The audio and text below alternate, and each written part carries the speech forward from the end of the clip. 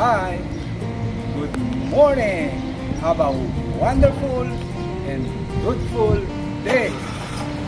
Let us thank the Lord for He is good and His love endures forever. Let me share to you today the words of wisdom. This is a godly wisdom from the book of Proverbs, because I believe with all my heart that the Proverbs a day keeps the fools away. So listen, my beloved friend, to this powerful principle for life. In Proverbs chapter 3, verse 5, it says, "Trust in the Lord with all your heart, and lean not, or depend not in your own understanding. In all your ways, acknowledge Him." My friend, learn the principle of trusting God. You know, this is very important and vital in our life.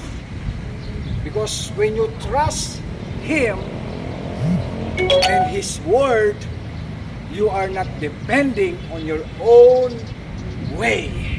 Because God's way is higher than our way. And God's thoughts is higher than our thoughts.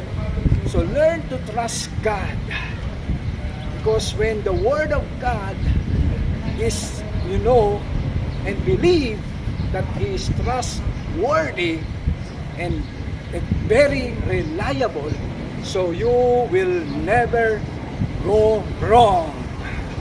So always trust Him and acknowledge in all that you do, and surely He will direct your path and you will become successful.